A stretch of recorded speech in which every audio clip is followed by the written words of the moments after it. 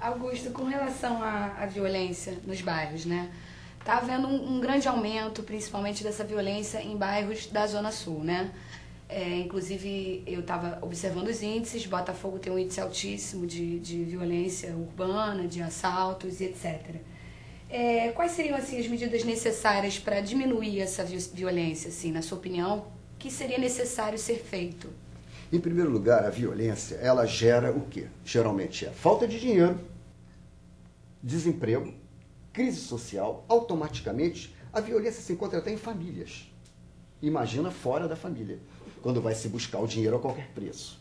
Gera violência. A desordem urbana gera violência, que é o pequeno delito, que se transforma em grande delito quando esse pequeno delito não é coibido, ele não é fiscalizado, ele não é reprimido. Então gera o quê? O grande delito. O grande delito é o quê? O crime.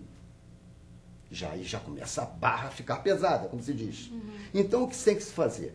Coibindo o pequeno delito, havendo fiscalização, havendo interesse da polícia em agir não só reativamente, quer dizer, depois que acontece o delito, ela aparece, socorro polícia, não. A polícia se agir preventivamente, de uma maneira proativa, mas com vontade política que as autoridades determinem que o policiamento atue assim, como era no passado. Então, aí sim, vai se minimizar o problema. E a Zona Sul, onde está o dinheiro? Vamos falar aqui o português claro. Zona Norte, Zona Oeste, onde está o dinheiro da população? Qual é a maior renda per capita da cidade? Zona Sul. Então vem buscar o dinheiro, aumenta a violência, óbvio, são restaurantes, são bares, cada vez se inaugura mais bares e restaurantes. Com isso traz muita gente de fora da Zona Sul e também aqui da Zona Sul, no caso, vão frequentar. E ali eles têm dinheiro. Então começa a mendicância, começa o pequeno delito, o assaltante, o que furta, aquele punguista, aquele que rouba, e aquele que pede, os flanelinhas que achacam os motoristas no trânsito. Tudo é uma violência.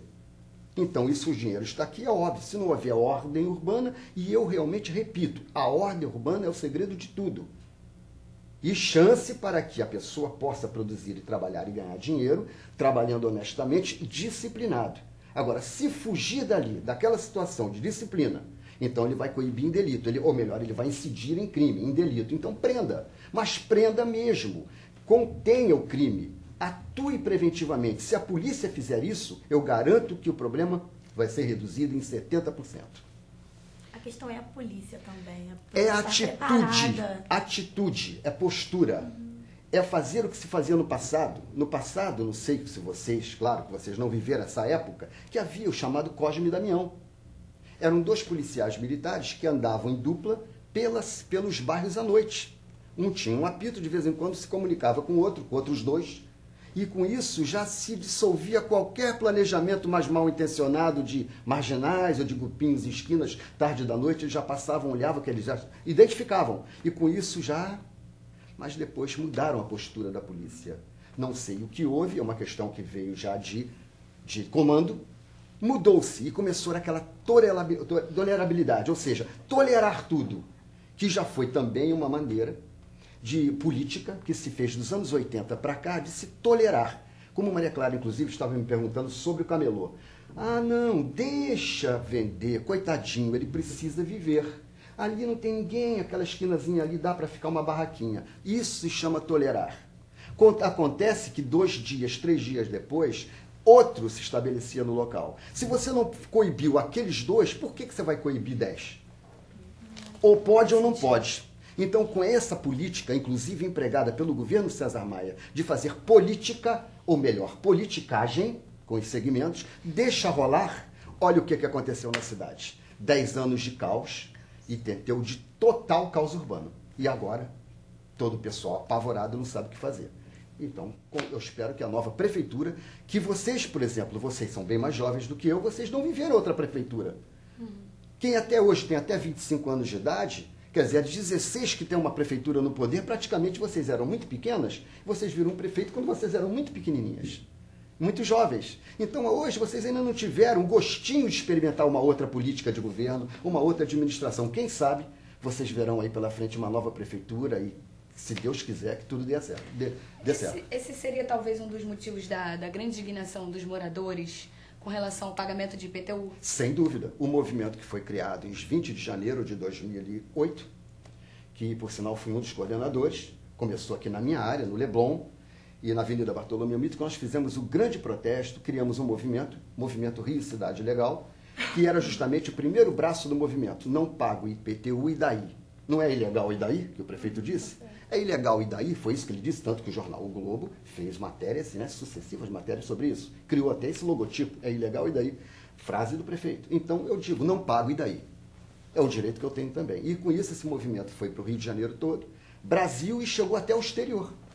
Hoje eu recebo ainda cartas e e-mails de México, Estados Unidos, Alemanha, Noruega, querendo saber sobre o movimento. Isso é fantástico. É a população se mexendo, é a população... Nós não sabemos, gente, o poder que nós temos nas mãos. Nós vivemos numa democracia. Então nós temos o direito de exigir, de cobrar. E é isso que fizemos. Tanto que ele voltou atrás, nas 2 semanas, começou a rever vários preços, mas não era isso que nós queríamos só, não era fraturar as contas da prefeitura, colocar o dinheiro só após as eleições para ele não usar essa verba para se eleger. Claro que foi uma medida de defesa nossa. Nós queríamos era mostrar à população que alguma coisa estava errada. A administração não era essa que nós queríamos. E surtiu efeito. Eu acho que o movimento do IPTU, com essa força, e também, infelizmente, a crise da dengue, aquela epidemia, esses 2 fatores, desinteresse, o descaso da prefeitura por essa epidemia, que não valorizou, achou que não daria em nada, e deu, Deus me livre, deu morte de crianças e tudo. Essa epidemia, acoplada ao movimento do IPTU, acabou com a prefeita César Maia. E hoje nós nos sentimos vitoriosos. Quer dizer, se a população ganhou com isso, atenção, senhor prefeito. Agora o recado para o senhor. Olho vivo no movimento Rio Cidade Legal, porque nós estamos vivos, hein? O movimento apenas está começando. Vamos ajudar a população, que a população também vai lhe responder, ajudando a trabalhar.